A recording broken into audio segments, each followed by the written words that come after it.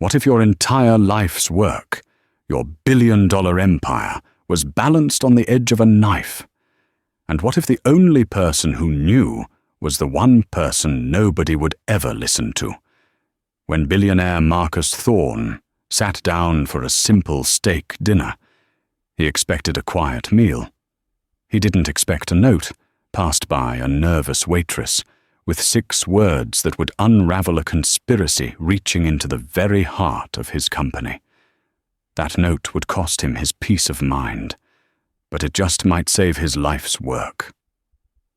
Stay with us as we unravel the story of the note that left a billionaire speechless. The city noise of Chicago was a dull roar, a familiar beast that Marcus Thorne had long since learned to tune out. From his seat at Russo's steakhouse, the world was a blur of headlights and rain-slicked pavement. Russo's was an anachronism. It smelled of old leather, grilled meat, and a time when deals were sealed with a handshake, not a 300-page digital contract. Marcus didn't belong here, not really, not anymore. He was a man who lived in sterile boardrooms and flew at 40,000 feet, his life dictated by market fluctuations and shareholder reports. But Russo's was his one concession to sentimentality. It was the restaurant his first mentor, Robert "Bobby" Dunn, had taken him to after he closed his first $1 million deal. "This is a place for real men, Marcus," Bobby had said, his voice thick with cigar smoke. "No foam, no fuss, just beef and truth." Bobby was gone now, and Marcus was at the precipice of a deal that would make him not just a billionaire, but a legend. The hostile acquisition of Redwood Global, a sprawling, debt-ridden competitor. It was a brutal, bloody corporate raid, the kind Bobby had always warned him against. "Don't get so big you forget the foundation, son," he'd said. "A house of cards looks like a castle until the wind blows." The thought made Marcus shift in his booth. The Redwood deal was everything. It was his legacy. His CFO, Harrison Croft, a man whose ambition was second only to his own, had assured him the numbers were solid. "We're buying them for pennies on the dollar, Marcus. Their assets are undervalued. It's a steal." He motioned for the waitress. She'd been hovering, a young woman, perhaps in her late 20s, with a professional stillness that couldn't quite hide the exhaustion in her eyes. She wore her uniform, a simple black dress and white apron, like armor. She was efficient, quiet, and had a small, faded scar on her left temple, just below the hairline. "Sir?" she asked, her voice low. "I'll have the New York strip, medium rare, and a bottle of the 98 Cheval Blanc." Her eyes flickered, just for a second. Not surprise, but recognition. It was a sommelier's choice, an absurdly expensive wine for a man eating alone. "An excellent choice, Mr. Thorne. Right away." He hadn't told her his name. He was a public figure, but not that public. He preferred the shadows. He watched her walk away. She moved with a practiced economy, no wasted steps. He pulled out his phone, looked at the glowing screen, for 14 new emails, 3 urgent texts from Harrison, and put it away, face down. He would have this 1 hour. The meal was, as always, perfect. The steak was a masterpiece of salt, fat, and fire. The wine was a memory in a bottle, transporting him back to that first dinner with Bobby. He ate slowly, savoring the silence, the weight of the Redwood deal settling back onto his shoulders.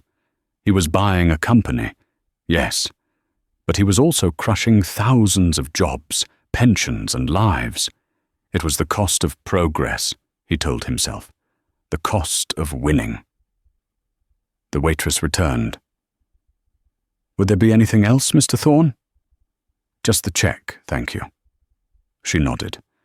When she returned, she placed the small black leather folder on the table. "Thank you for dining with us, sir." He opened the folder. The bill was, as expected, astronomical. He reached for his black American Express card, but his fingers brushed against something else. Tucked beneath the bill, where a mint might normally be, was a small, white napkin, folded into a tight square. He frowned. This was not the kind of service Russo's provided. He picked it up. It was heavier than a napkin should be. He unfolded it. The handwriting was neat, hurried, and written in blue ballpoint pen. It was a simple message, not 6 words, but 7. Marcus Thorne stared at the words. He read them again, and a third time. A cold, sharp sensation, like an ice pick, slid down his spine. It wasn't shock. It was a sudden, terrifying clarity. He looked up, his heart hammering against his ribs in a way no stock market crash ever had. He scanned the restaurant. The waitress was gone. He signaled the maître d', a man named Frank Russo, the founder's son. "Frank, my waitress. Where is she?" Frank looked confused. "Sarah? She—" "I believe her shift just ended, Mr. Thorne. Is there a problem with the service?" "No," Marcus said, his voice a low growl. He threw his card on the table. "Run this. I need her full name. Now." "Sir, I can't just—" Marcus leaned forward, and the polite mask of the diner vanished, replaced by the predator who sat in boardrooms. "Her full name, and her employee file, or I will buy this building, and your first act as my new employee will be to tear it down. Am I clear?" Frank, whose family had faced down mobsters, paled. He nodded and vanished. Marcus was left alone with the napkin. They're all lying. Who was they? Harrison? His board? The entire market? And who was she? He'd dismissed her as a simple waitress, but her eyes held recognition. She knew the wine, and she knew his name.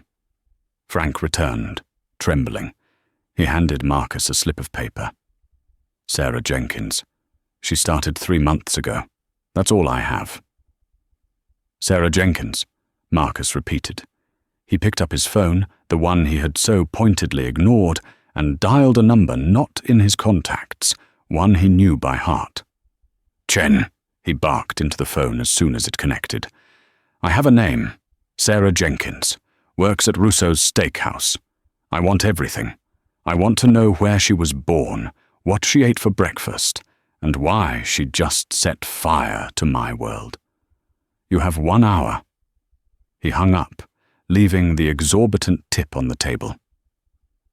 As he walked out into the cold Chicago night, the rain felt like needles on his skin. He wasn't speechless from shock. He was speechless with a cold, distilled rage. The wind was blowing, and his castle, he realized, felt suddenly, terrifyingly, like a house of cards. The ride back to his penthouse was silent. Marcus's driver, a man who had been with him for 15 years, knew not to speak when his boss had that look, a stillness that was more menacing than any outburst. The penthouse was a sterile expanse of glass, steel, and white marble, a monument to success that felt more like a pristine cage. It overlooked Lake Michigan, which was currently a black, churning void. Marcus went straight to his desk, a slab of obsidian that held only a secure monitor and a biometric scanner. He didn't pour a drink. He needed his mind sharp, unclouded by the 98 Cheval Blanc. He needed the truth.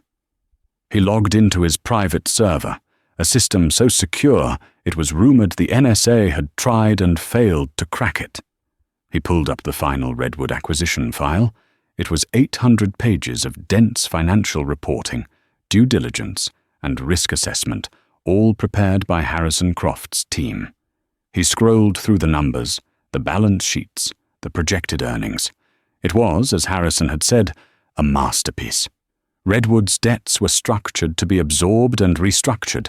Their undervalued assets, a series of obscure tech patents and real estate holdings, were poised to deliver a 300% return within 3 years. It was clean. It was perfect. It was too perfect. His secure line buzzed. It was David Chen, his head of security. Chen was a man who didn't exist on paper. He was a ghost, a former intelligence operative who handled Marcus's sensitive problems. "Talk to me, Chen," Marcus said, putting the call on speaker. "Sarah Jenkins, age 29, born in Gary, Indiana. Father was a steel worker, mother a teacher, both deceased." Chen's voice was a flat monotone, a voice that only dealt in facts. Graduated top of her class from the University of Chicago, MBA in finance. She was a rising star. Marcus paused. A waitress? With a UChicago MBA? She wasn't always a waitress, Chen continued. She was a senior financial analyst at Redwood Global. The room temperature seemed to drop 10 degrees. Marcus gripped the edge of his desk. "Go on." "She was based in their Denver office, fast-tracked for partner. Then, 18 months ago, her career vanishes. She was fired. Publicly. For what? Gross misconduct, corporate espionage, attempted data theft. The case was settled out of court, but the terms were brutal. She was blacklisted. No firm in the country would touch her. Her name is poison on Wall Street. She lost her condo, her savings. She's been working service jobs to pay off the legal fees and take care of her younger brother, who has cystic fibrosis." "Who was the target of the data theft?" Marcus asked, though he already knew the answer. Her immediate superior, a man named Thomas Harding. Marcus's blood ran cold. Thomas Harding was not just a superior. He was the current, embattled CEO of Redwood Global, the man Marcus was about to crush. "And," Chen added, his voice dropping slightly, "there's one more connection. The final audit that sealed her guilt, the one that confirmed the data theft and got her fired. It was an external review, requested by Harding." "Whose review?" Marcus whispered. "The firm that signed off on her blacklisting, confirming Harding's version of events, was Thorne Industries. The signature on the bottom of the audit report was Harrison Croft's." Marcus Thorne closed his eyes. The note wasn't a warning. It was a missile. Sarah Jenkins hadn't just been fired. She had been systematically, expertly destroyed. And Harrison, his own CFO, had been the one to pull the trigger. "They're all lying." This wasn't just a lie. This was a conspiracy. Harrison hadn't just vetted the Redwood deal. He had a history with them. A dirty one. "Chen," Marcus said, his voice dangerously calm. "Find her, I don't care how. I need to see her. Not at her home, not at her work. Secure, untraceable. Set it up." "She's scared, sir. She's already off the grid. She didn't go home tonight." "She's not scared, Chen. She's smart. She just lit a match, and she's waiting to see if the building burns down or if someone comes to put out the fire. Find her. Tell her I'm not the fire department. Tell her I'm the man who owns the building, and I want to talk to the architect of this." "Understood." The line went dead. Marcus turned back to the screen. He opened a new file, a deeply encrypted one, labeled Project Phoenix. It was his own personal code name for the Redwood acquisition, a name known only to him, Harrison, and his general counsel. He looked at the perfectly aligned numbers of the Redwood deal, and all he could see was the ghost of Sarah Jenkins, an analyst who got too close, who saw something she shouldn't have, and was crushed for it. He thought of her at the restaurant, the flicker in her eyes when she heard him order the 98 Cheval Blanc. It wasn't recognition of the wine. It was recognition of the man. She had known who he was. She had waited for him. She had served him a steak, knowing she was about to serve him the head of his most trusted executive on a platter. He began to type, launching his own quiet, parallel investigation. He started cross-referencing Harrison's travel logs with Redwood's executive meetings, He found 3 golf trips to the Caymans in the last 6 months. Harrison didn't golf. He was digging, but he was digging in his own backyard. He had no idea how deep the rot went, or if the foundation he'd built his entire life on was about to give way. The note had left him speechless, but now his mind was screaming. It took Chen 24 hours to find her. Sarah Jenkins had been as good as her file suggested. She hadn't gone to her cramped apartment. She hadn't used a credit card or her phone. She was staying at a pay-by-the-hour motel near the O'Hare flight path, a place so anonymous it was a void. Chen arranged the meeting at a neutral location, the long-closed wing of the Chicago Public Library, a place of marble and ghosts that Chen's associates had secured for the night. Marcus arrived alone. He walked through the vast, dark halls, his footsteps echoing on the mosaic floors. He found her in the old map room, standing by a window, staring out at the city lights. She was wearing the same waitress uniform from the night before, now rumpled, her hair pulled back in a tight bun. She looked small against the grand architecture, but as he approached, she turned, and there was no fear in her eyes, only a profound, bottomless exhaustion. "You're a hard woman to find, Ms. Jenkins," Marcus said. "You're a hard man to get a message to, Mr. Thorne," she countered, her voice dry. "I had to serve you a $400 steak just to pass you a napkin." "You have my attention," Marcus said, gesturing to a hard wooden bench. "You have 5 minutes to convince me not to call my security and have you arrested for extortion." Sarah actually laughed, a short, bitter sound.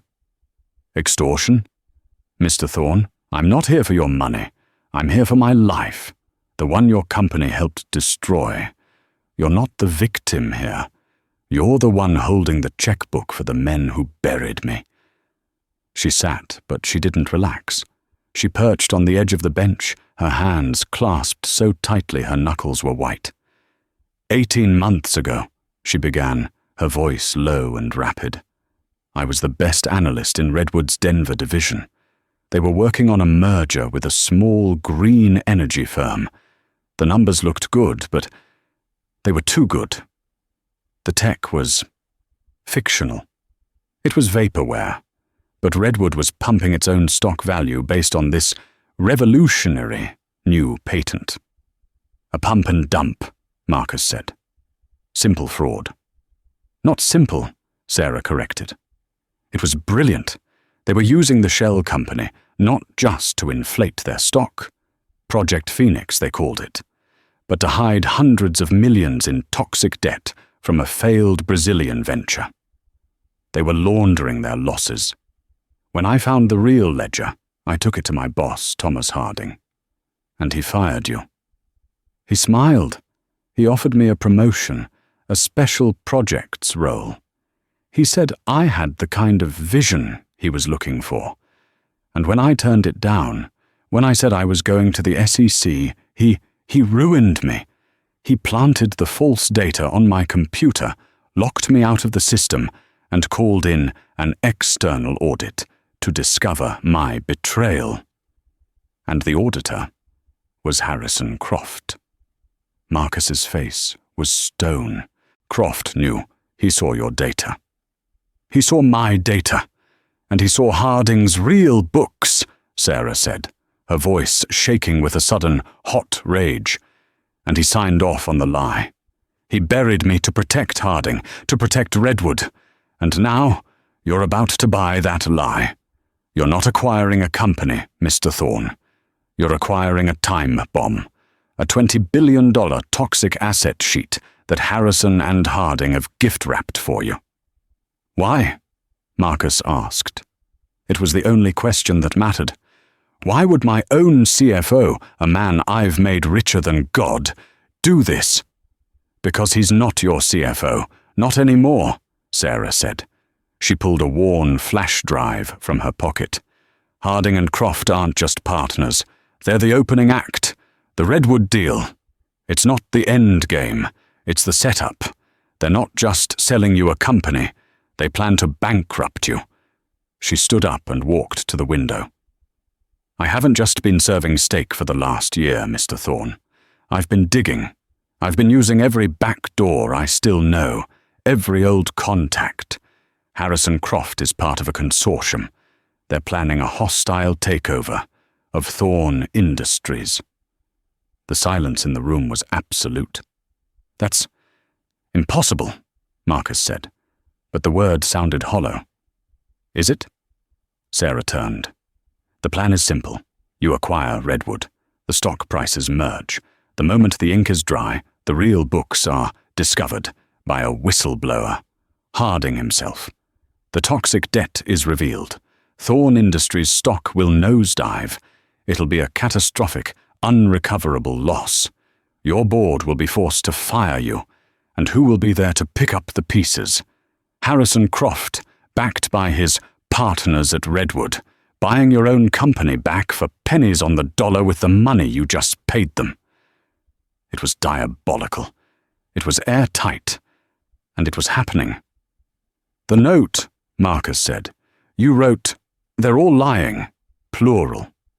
Croft and Harding are the public face, Sarah said. But there's someone else. Someone inside your own company, higher than Croft. Someone pulling the strings, protecting him. Someone who knew I was a threat and allowed Croft to bury me. I could never find out who. They're a ghost, but they're the one you should be afraid of. Marcus stood. He looked at this young woman, this analyst with a waitress's apron, and for the first time in a decade, he felt something other than the burden of command. He felt a flicker of fear and a deep, profound respect. You gave me a napkin, Marcus said. Now I'm giving you a choice. You can take this flash drive, disappear, and let the world burn, or you can help me. Help you? Sarah's laugh was back. Help the man whose company rubber-stamped my execution? I am not my company, Marcus said, his voice dropping. Not yet. They are coming for my life's work. You want your name back. You want the people who did this to pay. This isn't about money anymore. It's about a reckoning. You and I. We are the only two people on Earth who know the truth. We're a reluctant alliance, Ms. Jenkins, but we're an alliance nonetheless. He extended his hand. I can't offer you money. I can't offer you safety. I'm offering you a front-row seat to the truth. Help me save my company, and I will personally crucify the men who stole your life. Sarah looked at his outstretched hand for a long time. She looked at the city, at the lights in the buildings where men like Harding and Croft were sleeping peacefully. Then she looked back at Marcus. She didn't take his hand. Instead, she pushed the flash drive into it. I don't need a seat, Sarah Jenkins said. I need a keyboard. You want to find the ghost? We're going to have to build a trap. And I'm going to be the bait. The next 3 days were a blur of paranoia and coded communication. Marcus and Sarah operated in the deep shadows, using a secure, closed-loop network set up by David Chen, who now understood the gravity of the situation. Sarah, working from a new, sterile safe house, became a digital phantom, her fingers flying across a keyboard as she guided Marcus through the labyrinth of his own company. They're too good, she whispered over the encrypted line, her voice tinny. It was 3 a.m. The back doors I used to use at Redwood, they're all sealed. Someone knew I was coming. Someone is cleaning up after Croft. The ghost, Marcus said. He was in his own study, the 800-page Redwood file open, now covered in his own red ink annotations. The ghost, she agreed. I can't find the link between Croft and Harding's offshore accounts. The money trail is a work of art. It's laundered through 6 countries and 3 different crypto wallets. But the behavior is there. Look at your own company's logs. Who authorized the external audit that Croft went on? Who signed off on his expense reports for those golf trips? Marcus was already typing. He pulled up the internal approval queue. He traced Croft's reports, the travel, the expenses. They were all routed through the normal channels, all approved. But the final signature, the one that overrode all other compliance checks, was the same on every single high-risk report. A.S. Marcus froze. "No," he said, not to Sarah, but to himself. "It's not possible." "What?" Sarah asked. "What did you find?" "Arthur," Marcus whispered. The name felt like ash in his mouth. Arthur Sterling, his general counsel, his friend, the man who had been with him for 25 years, the man who had attended his non-existent wedding, who had advised him through his first billion, who was the closest thing to family he had. The silver-haired, soft-spoken, unimpeachable Arthur Sterling. "He's the ghost," Sarah said, her voice flat. "It makes sense. He's the only one with the legal authority to bypass your own protocols. He's the one who would have drafted the non-disclosure agreement that buried me. He's been playing you. Both of you." Marcus felt a profound, physical sickness. He remembered, with chilling clarity, a conversation just last week. He'd expressed a moment of doubt about the Redwood deal, a flicker of Bobby Dunn's old warnings.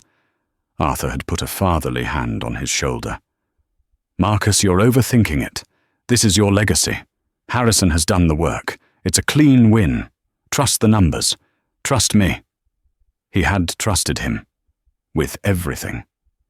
"Marcus!" Sarah's voice was sharp, pulling him from the memory. "Are you there? This changes everything. We're not just fighting your CFO. We're fighting the man who wrote your bylaws. He knows every loophole. He created them. He's not just a ghost," Marcus said, a new cold fury replacing the shock. "He's the architect. He built the house of cards, and he's planning to be the only one standing when it falls." "He's also the one who's been cleaning up the server logs," Sarah said. "That's why I can't find the hard evidence. He's too smart. He's not just hiding the trail, he's erasing the road." "Then we stop looking for the road," Marcus said. "We make him build a new one, right to our door." He stood up, walking to his window. The sun was just beginning to stain the horizon, a sickly grey. "The Redwood acquisition," he said. "The final vote is in 2 days, the board meeting." "He'll have the votes," Sarah said. "He and Croft have probably promised half the board a piece of the new company." "They have," Marcus said, "but a board meeting isn't a courtroom. It's theatre. And right now, Arthur thinks he's the only one with a script. We need to change the ending." "What are you thinking?" "Arthur's weakness isn't greed. It's ego," Marcus said. "He thinks he's smarter than me, smarter than everyone. He's been my trusted counsel for so long, he's forgotten what I'm capable of. He thinks I'm just a figurehead who signs the checks." He turned back to his desk. "You said you were a good analyst, Sarah. How good are you at creative accounting?" "What do you mean?" "I mean," Marcus said, a predatory smile touching his lips for the first time in days. "I'm going to call Arthur. I'm going to tell him I've had a change of heart. I'm going to tell him I found new data, a problem with the Redwood deal, something that needs to be fixed before the board meeting, quietly, by someone I trust." "You're going to hand him the knife," Sarah breathed, understanding. "I'm going to hand him the knife, the motive, and a witness. I'm going to tell him I've hired a special consultant to review the problem. A private analyst, working off-book. Someone brilliant. Someone disposable." "Me," Sarah said. "He'll know it's me. He'll know you're suspicious."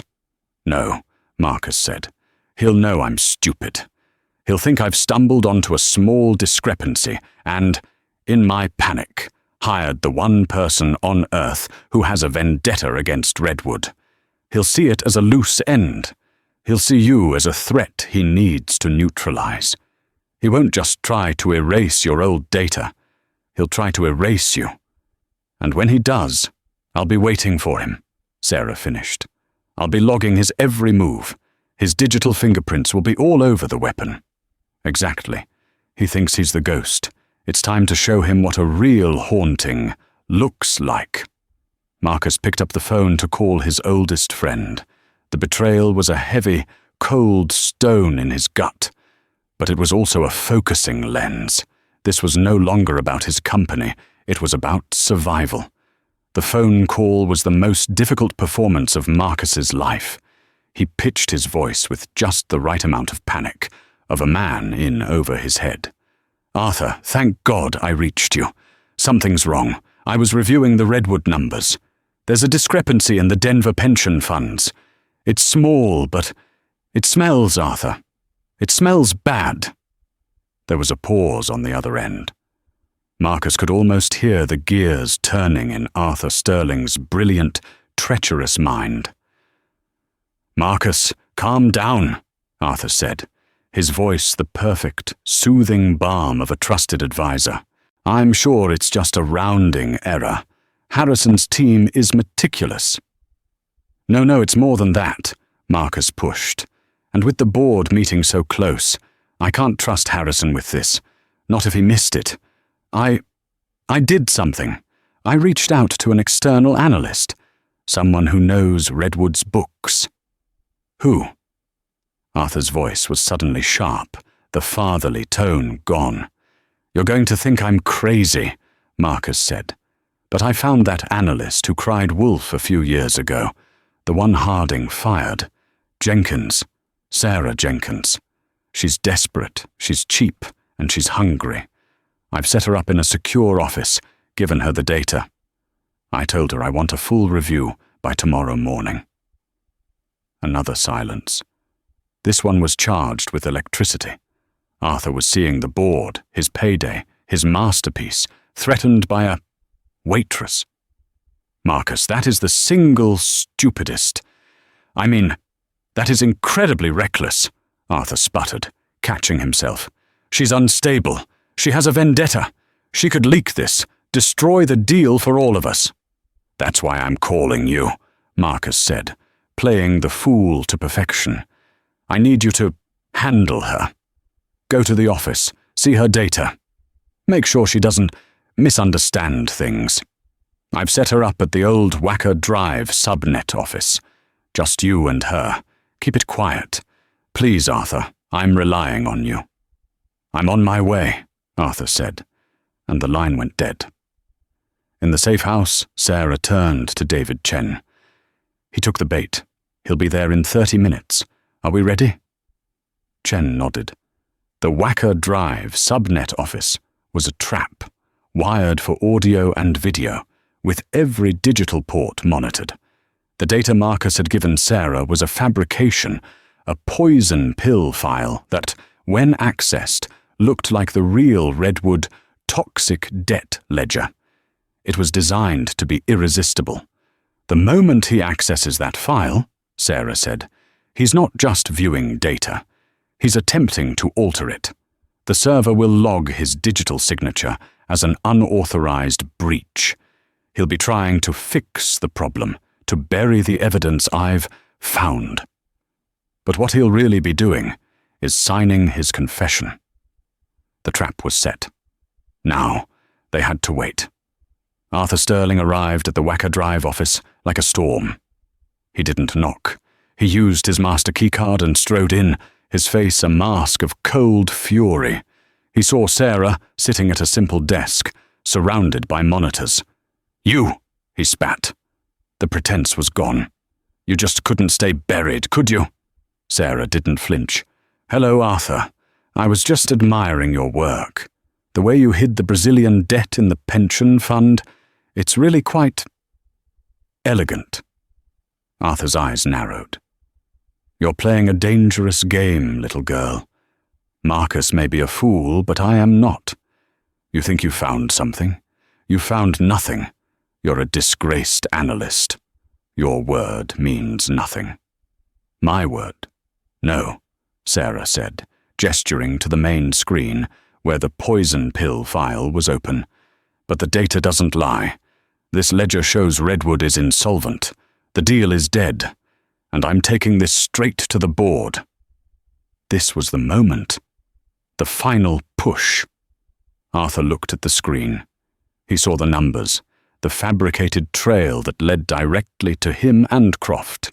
He saw his multi-billion-dollar payday evaporating. "You're not taking this anywhere," he said, his voice dropping to a whisper. He walked over to the workstation. "You, Ms. Jenkins, are about to have a terrible, unfortunate accident. A data breach, perhaps. A fire. You really should be more careful with sensitive materials." He sat down at the keyboard. "I'll just clean this up for you. And for Marcus. He's too sentimental for his own good." "You're accessing a secure file without authorization, Arthur," Sarah said, her voice recorded by 3 different hidden microphones. "That's a federal crime." "Don't you talk to me about crime," Arthur hissed, his fingers flying across the keyboard. He was a brilliant lawyer, but he was also a competent coder. He began running a deletion script, trying to wipe the file. "I built that company. I gave Marcus Thorne his entire life, and he was going to let it all fall apart, chasing sentiment. This is a correction." "And the script you're running?" Sarah asked. "What's it doing?" "It's doing what I should have done to you 18 months ago," Arthur said. "It's erasing you." As he hit the Enter key, the file didn't delete. Instead, the screen flashed red, and the words, "Internal audit, breach detected," filled the monitor. Arthur stared. He tried to log out, but his credentials were frozen. "It's over, Arthur," Sarah said, standing up. Arthur looked at her, his face ashen. The realization of what had just happened hit him. The panic in Marcus's voice, the chance discovery, the unstable analyst. It was all a trap. "He knew," Arthur whispered. "He knows everything," Sarah corrected. From the shadows in the corner of the room, David Chen stepped out, his phone in his hand, recording. "Mr. Sterling, I believe it's time for you to call your other lawyer." Arthur Sterling, the ghost, the man who had played a billionaire like a fiddle, just stared at the screen, his world collapsing in a cascade of his own digital hubris. He was, for the first time in his life, utterly and completely speechless. The morning of the board meeting, the air in the 50th floor conference room of Thorne Industries was thick with a toxic, unspoken tension. The board, a collection of 10 of the most powerful and ruthless individuals in Chicago, was assembled. At the head of the massive granite table sat Marcus Thorne. He looked pale, tired, and defeated. To his right sat Harrison Croft, looking every bit the heir apparent. He was smug, his suit was impeccable, and he was shuffling his perfectly clean acquisition data with confidence. At the other end of the table, near the door, sat Arthur Sterling. He was a ghost, just as Sarah had said. He was pale, his hands trembled slightly, and he hadn't said a word. He had been released by Chen on Marcus's orders, a calculated risk. Marcus didn't want him arrested. Yet. He wanted him here. He wanted him to watch. "Let's begin," Marcus said, his voice a low rasp. "We are here to vote on the final acquisition of Redwood Global. Harrison, the floor is yours." Harrison stood, a shark sensing blood. "Thank you, Marcus. Gentlemen, what we have before us is not just a deal. It's a destiny, a chance to consolidate the market, absorb a competitor, and triple our valuation. The numbers, which you all have, are not just good. They are perfect." He spent 10 minutes outlining the synergies, the assets, the future growth, all built on a foundation of lies. When he finished, one of the board members, a staunch Croft ally named Blevins, nodded. A remarkable job, Harrison. Truly. Marcus, with all due respect, you look unwell. Perhaps it's time for some new blood to steer the ship. I move to vote. Seconded, said another. The motion is on the floor, Marcus said, his voice flat. All in favor of the Redwood acquisition. Hands went up. Blevins. The others. Harrison Croft smiled, raising his own. And then Arthur Sterling. He slowly, painfully raised his hand. His face was a mask of defeat. He was voting yes, his last, pathetic attempt to stay on the winning side. The vote is 7-3, Harrison said, unable to keep the triumph from his voice. The motion, the vote, Marcus interrupted, his voice suddenly hard as steel, is irrelevant. The room went silent. Harrison's smile faltered. Marcus, the bylaws are clear, Blevins started. A majority? The bylaws, Marcus said, standing up, are indeed clear. And they are clear on one other point. Willful, gross fraud against this company by a senior officer voids all pending actions. He looked at Harrison. You called the numbers perfect, Harrison. Let's talk about Project Phoenix. Harrison Croft's blood drained from his face. Or perhaps, Marcus continued, we should talk about your golf trips to the Caymans, or your conversations with Thomas Harding, or the systematic burial of a young analyst named Sarah Jenkins. This is an outrage, Blevins shouted. You have no proof. Proof? Marcus smiled, a cold, terrifying smile. Proof is difficult. It can be buried. It can be erased. So I decided to get a confession instead. He nodded to David Chen, who was standing by the room's AV controls. Play the file. Whack a drive. Arthur Sterling let out a small, strangled noise. The room was suddenly filled with Arthur's voice, hissing and panicked. I built that company. I gave Marcus Thorne his entire life. I'll just clean this up for you. It's doing what I should have done to you 18 months ago.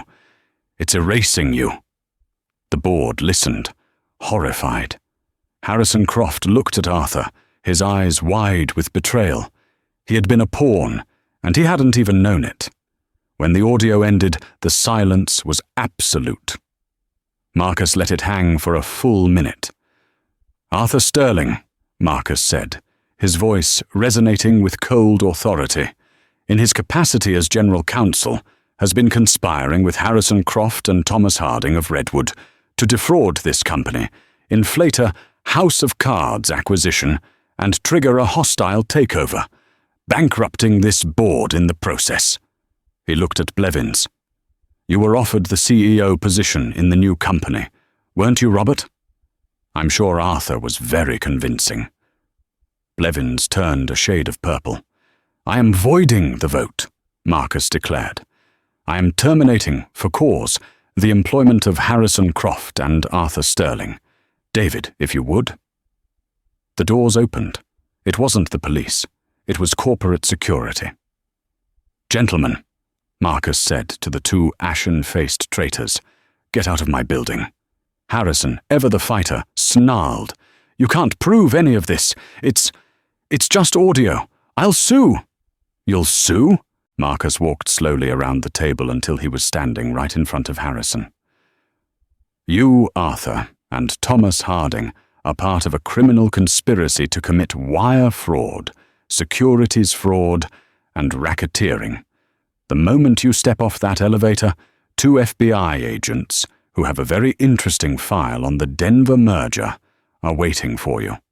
They have the full, unedited recording from last night. They have the server logs. They have the offshore account numbers. He leaned in. So yes, Harrison, go ahead, sue me. Harrison Croft and Arthur Sterling were escorted from the room. The board was left in stunned, terrified silence. They had come to bury Marcus, and he had, in 1 hour, executed his executioners. Marcus returned to his seat. He straightened his tie. "Now," he said to the remaining, shell-shocked board, "let's talk about the real state of this company. And let's talk about my new head of internal ethics and transparency. She's waiting outside." He pressed a button on his desk phone. "Ms. Jenkins, we're ready for you." Sarah Jenkins walked into the 50th floor boardroom, and the world tilted on its axis. The 10 remaining board members, who half an hour ago had been predators carving up an empire, now looked like shipwreck survivors, staring at the woman who had just, in essence, sunk their ship. She wasn't the harried waitress from Rousseau's. She was in a simple, dark blue, impeccably tailored suit, her hair pulled back, not in a bun of exhaustion, but in a knot of severe, unassailable professionalism. The small scar on her temple was the only thing that marked her as the same woman. She carried a single slim tablet. She walked past the empty, disgraced chairs of Arthur Sterling and Harrison Croft and stood at the opposite end of the table from Marcus. The room was a morgue. "Ladies and gentlemen," Marcus said, his voice resonating with a new, cold clarity. "This is Sarah Jenkins. Miss Jenkins is the analyst who, 18 months ago, first uncovered the Redwood fraud. She's the one who brought this correction to my attention. And as of this moment, she is the new Executive Vice President of Internal Ethics and Transparency for Thorn Industries." A man named Kessler, who ran the company's pension funds, scoffed. "Marcus, this is absurd. You're replacing Arthur Sterling with a waitress? This is a violation of—" "A violation of what, Mr. Kessler?" Sarah's voice cut through the room. It was not loud, but it was sharp enough to draw blood. "Of the Old Boys Club bylaws? The ones that allowed you all to sit here as guardians of this company's future and approve a deal that was, from its inception, a work of fiction."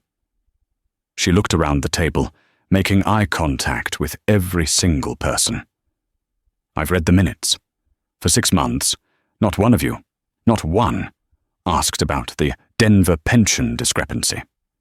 Not one of you questioned why Redwood's main asset, a green energy patent, had 0 associated R&D costs.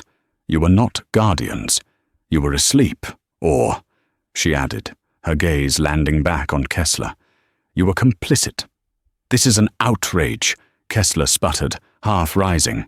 "She's right, Dennis," Marcus said, silencing him. "She, from a service job, did more due diligence with a napkin than my entire board and my CFO did with a $20 million budget. She did your job. Her title is not a suggestion, it is a fact. She answers to me. And as of now, you answer to her." Robert Blevins, the man who had been promised the CEO spot, was trying to slip out. He had his briefcase and was inching toward the door. "Marcus, a terrible, terrible business. I'll be in touch. We must restructure." "Mr. Blevins, please, sit," Sarah said, her voice dangerously pleasant. Blevins froze. She tapped her tablet, and the main screen at the front of the room, which had just shown Harrison's fraudulent data, now showed a complex financial schematic. A web of offshore accounts.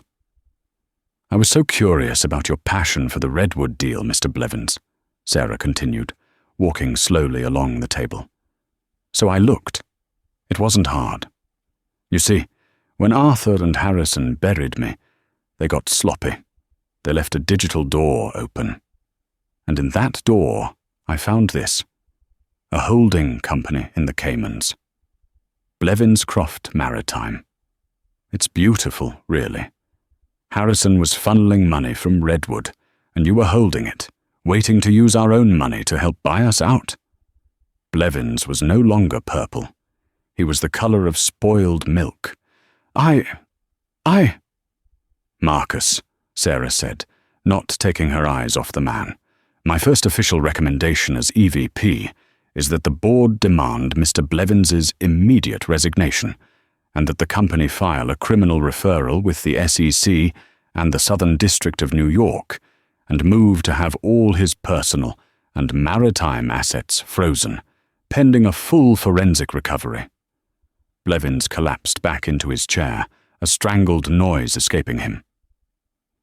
"I accept your recommendation, Ms. Jenkins," Marcus said, his voice grim. "Robert, you have 60 seconds to tender your resignation before I have David Chen explain the asset forfeiture process to you in front of everyone. Your choice." I resign," Blevins whispered, his life's work evaporating. "Accepted," Marcus said. "Get out, and don't bother going to your office. It's already been sealed." Blevins, a man who had commanded billions, was escorted out like a common criminal. Marcus looked at the remaining, shell-shocked board members. "Meeting adjourned. I expect all of you to be in contact with Miss Jenkins's new office by tomorrow morning. You will give her anything she asks for, or you will follow Mr. Blevins. Am I clear?" They scrambled to leave, a stampede of guilty, terrified millionaires. In moments, the vast room was silent. It was just Marcus and Sarah. The sun, high over the lake, was so bright it made the granite table gleam.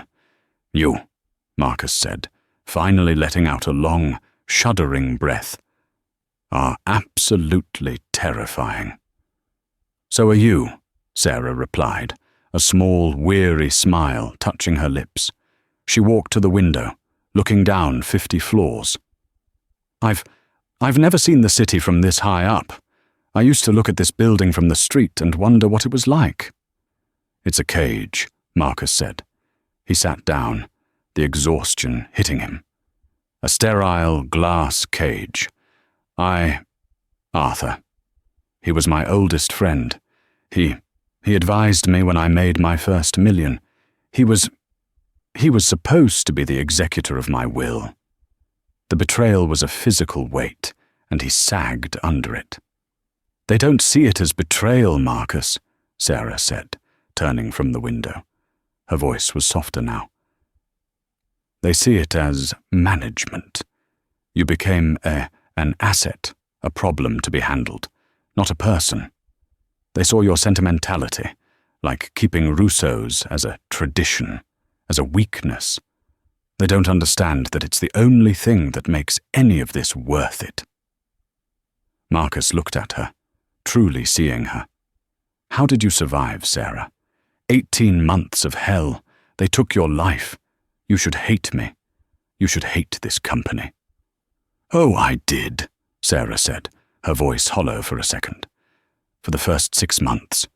I hated everything. I hated the world. Then I got angry.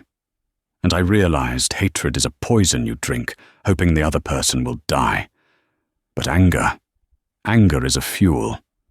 I stopped being a victim, and I started being a student. I learned how they think. I learned to be more patient than they are, and I waited." Marcus nodded. He went to his personal briefcase and took out a checkbook, not a Thorn Industries checkbook, his private, personal account. He wrote for a moment, tore out the check, and slid it across the table. "This," he said, "is not for the company. This is from me. It's for services rendered, back pay, and the best damn steak dinner I never finished. It's a start." Sarah looked at the check. The amount was for $25 million, enough to buy a small island, enough to never work again, enough to vanish. She met his gaze, and with one finger she slid the check back across the polished granite. "No," she said. Marcus frowned. "I don't understand." It's a severance," she said. "It's what you give someone to say thank you and goodbye. It's what you give an employee. I am not your employee, Marcus. Not like that. You just put me in charge of the ethics of this entire company. You can't pay me for that, with a check. You pay me with action." "What do you want?" he asked, genuinely curious. First, she said, I want my name back. Not just a title, I want a press release. I want the Wall Street Journal to run a story, front page, about how Sarah Jenkins, a disgraced analyst, uncovered the largest corporate fraud of the decade. I want Thomas Harding to read it from his jail cell. Done, Marcus said without hesitation. And second, a true, brilliant smile finally lit her face. The analyst was back. I want the Phoenix assets. Marcus stared. Sarah, those assets are a legal black hole. They're toxic. The reason Croft and Harding's plan worked was that they were dumping hundreds of millions in debt, disguised as those assets. We're writing it all off. You're writing off the debt, she corrected, tapping her tablet. You're not looking at the asset. Harding was so obsessed with the fraud, he didn't even understand the product. She brought up a file. The aqueous plasma conduction patent, the green energy tech. They called it vaporware. They buried the scientist who invented it, a Dr. Eris Hammond, claimed his research was a dead end so they could use the name of the patent to hide their losses. And? Marcus asked, leaning forward. It's not a dead end, she whispered, her eyes electric. He's real. I've been emailing with him for the last 3 days from a secure server. He's been hiding in New Mexico, afraid Harding's friends would silence him. The tech is real, Marcus. It's a way to store solar and wind energy at 99.7% efficiency. It's not just a patent. It's the next century. That is Project Phoenix, not the fraud, the product. Marcus was speechless. He stared at the data, then at her. He had come here to save his company, a lifeless behemoth of stocks and acquisitions, and this woman, this waitress, had just handed him its soul. Arthur built this place on loopholes and handshakes, Marcus said, a slow smile spreading across his face. A house of cards. You just handed me a blueprint for a fortress, built of steel and light. He picked up the $25 million check, and in one swift, satisfying motion, he ripped it in two. You're right, he said. That's an insult. He stood and walked to her side, looking out the window with her. You're not just head of ethics. That's a watchdog. I need a builder. The Phoenix project is yours. You have an unlimited budget. You find Dr. Hammond. You build this. You will be the new foundation of Thorne Industries. Yes, Mr. Thorne, she breathed, the weight of it landing on her. Marcus, he corrected, but I have one last condition. Anything. We're buying Russo's steakhouse. Sarah laughed, a real, genuine, relieved laugh. What? Why? Because, Marcus said, I'm going to need a place where I can get a quiet meal, and I'm renaming the New York strip the Jenkins. It's the least I can do. As long, Sarah said, finally extending her hand, as I don't have to serve it. Deal, Marcus said, shaking her hand. It wasn't a truce. It was a partnership. The ledger was balanced, and a new one had just been opened. And that's the story of the note that saved an empire. It's a story about trust, betrayal, and the hard karma that finds us all, whether in a high-rise boardroom or a neighborhood restaurant. It shows that sometimes the most powerful person in the room isn't the one with the most money, but the one with the courage to tell the truth, even if it's just on a folded napkin. What would you have done if you were Sarah? What would you have done if you were Marcus? This kind of high-stakes drama happens in the real world every single day, hidden behind stock tickers and corporate speak. If you love stories where the underdog changes the world and the corrupt get what they deserve, then smash that like button for us. It really helps the channel. And don't forget to hit subscribe and ring that notification bell, so you never miss a single story of drama and karma. Have a story you want to hear? Let us know in the comments below. We read every single one. Thanks for listening.